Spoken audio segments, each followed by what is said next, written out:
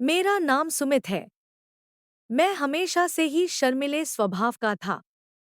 इस कारण कभी मैं लड़कियों से भी बात नहीं कर पाता था।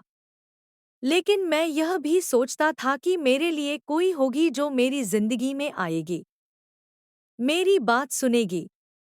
मैं उसी के इंतजार में था। लेकिन आजकल दिल या मन साफ हो उससे कोई फर्क नहीं पड़ता, आप दिखते कैसे हैं या आपके पास कितना धन है, सब कुछ उस पर ही निर्भर होता है। और मेरे पास दोनों ही नहीं थे। ना ही मैं दिखने में इतना अच्छा था और ना ही मेरे पास पैसे थे। मेरा रंग साफ नहीं था। मैं एक मिडिल क्लास फैमिली से हूँ। पिताजी का स्वर्गवास तब हो गया था जब मैं 10 साल का था। मेरी बड़ी बहन और मेरी जिम्मेदारी मेरी माँ पर आ गई थी। मेरी माँ ने जैसे तैसे मुझे इस काबिल तो बना दिया कि मैं अच्छे से अपना जीवन चला सकूं। कर्ज लेकर मैंने अपनी बहन की शादी भी करवा दी।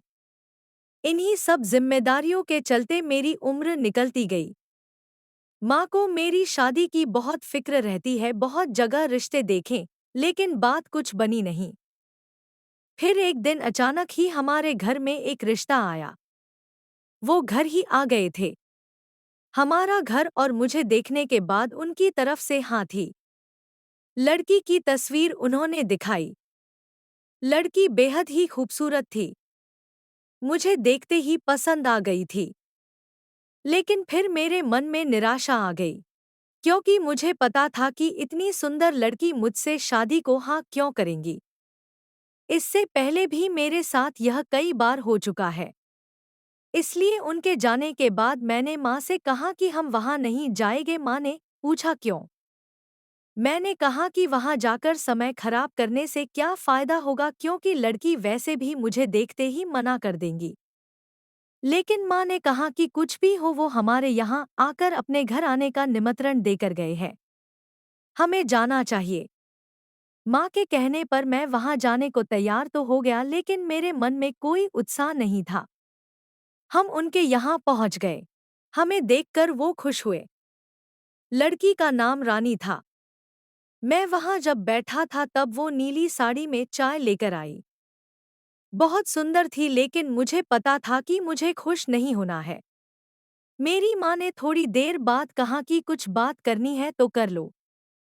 लेकिन मैंने ही उस समय मना कर दिया, क्योंकि उसे देखकर मेरा आत्मविश्वास ही चला गया था। मैंने कहा नहीं ठीक है, आप बड़े लोग जो सही समझें। हम अपने घर आ गए। मुझे पता था कि उनकी तरफ से कोई पूछ परख नहीं होने वाली है, और मैंने उसका ख्याल भी अपने मन से निकाल दिया। लेकिन फिर कुछ ऐसा हुआ जिसकी मुझे उम्मीद नहीं थी। काम से जब मैं घर आया तो माँ कहती है कि उनका फोन आया था, अपना जवाब पूछ रहे थे। मुझे विश्वास नहीं हुआ। मैंने पूछा कि उनकी तरफ से हाँ है। माँ बोली कि वो तैयार है।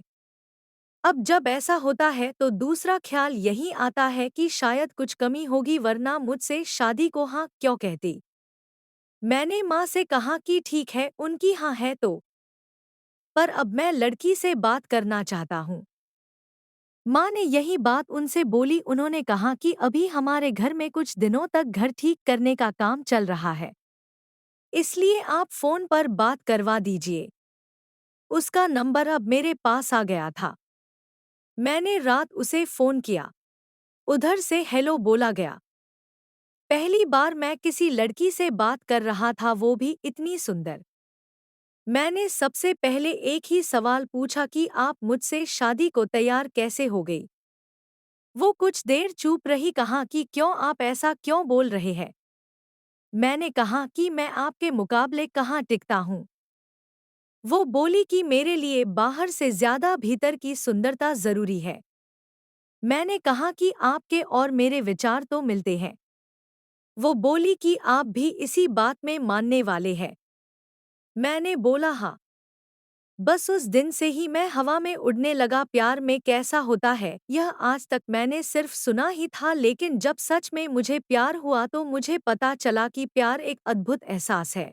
मुझे सबसे ज्यादा उसकी आवाज से प्यार हो गया। हम लोग सिर्फ शाम को ही बात किया करते थे। वो भी सिर्फ 10 बजे तक। शादी के लिए तारीख पक्की हो गई थी। शादी की तारीख पक्की हुई तब मैं बहुत खुश था। उस शाम जब मैंने फ़ोन किया तो मैंने उससे पूछा कि कैसा लग रहा है तुम्हें? उसकी तरफ से थोड़ी देर तक खामोशी रही। मैंने पूछा क्यों तुम खुश नहीं हो? उसने कहा कि मैं तुमसे मिलना चाहती हूँ।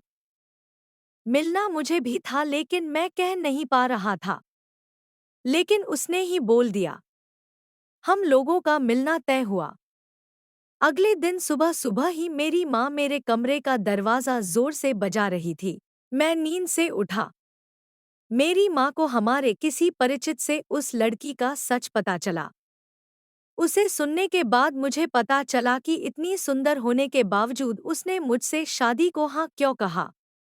आखिर वो भी मेरा फ़ायदा उठाना चाह रही थी। माँ ने उन्हें भला बुरा कहना शुरू कर दिया। उसी समय उन्होंने रिश्ता तोड़ने का मन बना लिया। मुझे आज उससे मिलना था। मैं सोच रहा था कि माँ जो कह रही है वो कैसे सच हो सकता है। मैं उससे मिलने गया। एक रेस्टोरेंट में मिलना तय हुआ था। मैं वहां जल्दी पहुंच गया, बस यही सोच रहा था कि माँ जो बोल रही है वो कैसे सच हो सकता है।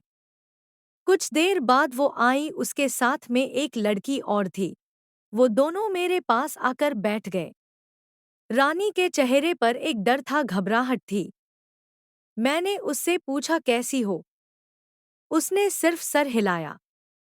मैंने फिर पूछा कि मुझे क्यों बुलाया था। मेरे इस सवाल के बाद जो जवाब आया उससे माँ को जो पता चला था वो सच ही निकला। जवाब रानी ने नहीं, उसकी साथ आई उस लड़की ने दिया। और आवाज़ वही थी जिससे मुझे प्यार हो गया था।